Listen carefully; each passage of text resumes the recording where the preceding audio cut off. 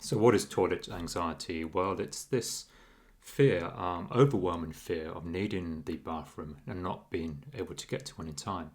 So the fear isn't necessarily about being afraid of toilets themselves, but rather the dread of not reaching one in time, potentially leading to an embarrassing incident. But it's more than just simply worrying about toilet locations. It's more a consuming fear that dominates thoughts and actions.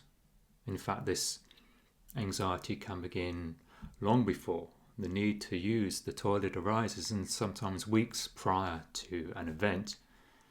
And it really seems to thrive in situations where bathroom access is uncertain or restricted, like a long journey or getting on a flight, crowded events, or just unfamiliar places in general.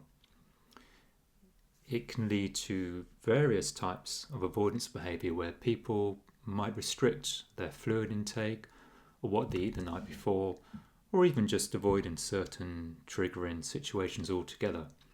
And this condition often manifests in physical symptoms such as a racing heartbeat, upset stomach, sweating, trembling, all up to the point of having a full-blown panic attack.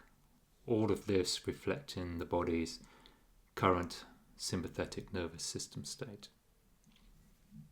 Furthermore, the emotional impact is hugely significant, leading to feelings of embarrassment, feelings of shame, a loss of control over one's life, and a real diminished sense of self-esteem.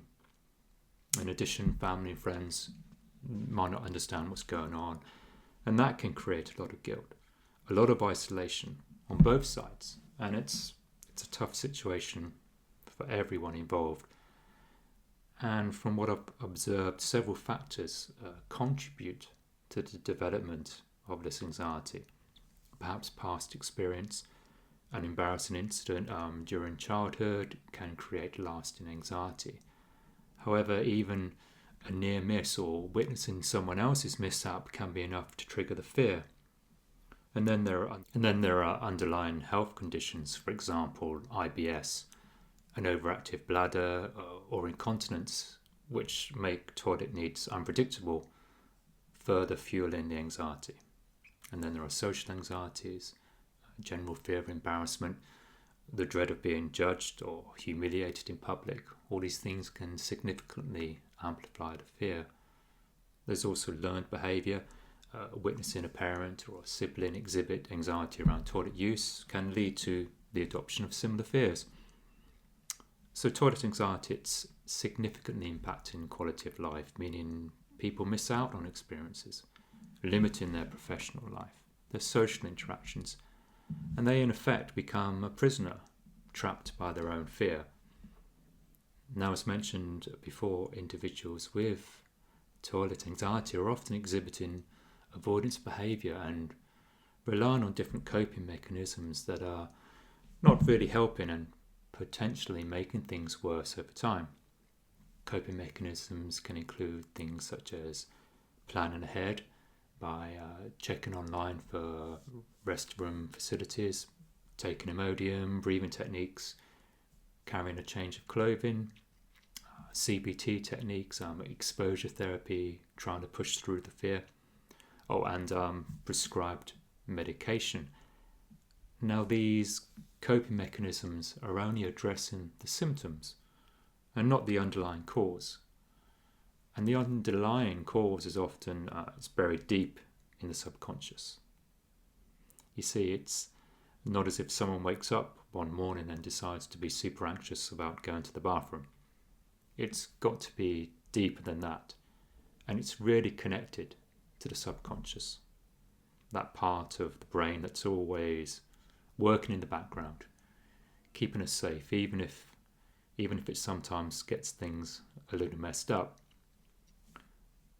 Think about it this way: your subconscious might see a bathroom accident as a real danger, not because of any physical harm, but because of all that embarrassment and shame that might come with it. And since it's your subconscious, even if you know logically, like, hey, I can control my bladder, it might still trigger that fear response anyway. So that's why it's so hard to just think your way out of it. It's not about logic. It all boils down to these subconscious programs that are running in the background all the time. And these patterns of thought and behaviour that influence how we react without us even realising it often develop in response to past experience, even ones that might seem insignificant. So we're not necessarily talking about some major trauma, however it could be, but equally it could be a memory from when we were kids, like feeling embarrassed in a bathroom situation. Our subconscious minds don't always differentiate between what we might consider a big deal or a small thing. If an experience triggers a really strong emotional response, it can get stored away as a potential threat, something to avoid in the future. And those avoidance mechanisms become the coping strategies I mentioned previously, the Imodium, the constant check-in for bathrooms, the super detailed planning. But these strategies, they can often backfire. It's like trying to outrun your shadow. You can't escape those subconscious programs by ignoring them or trying to overpower them with willpower. So a lot of this anxiety stems from past experience, perhaps times we might not even consciously remember.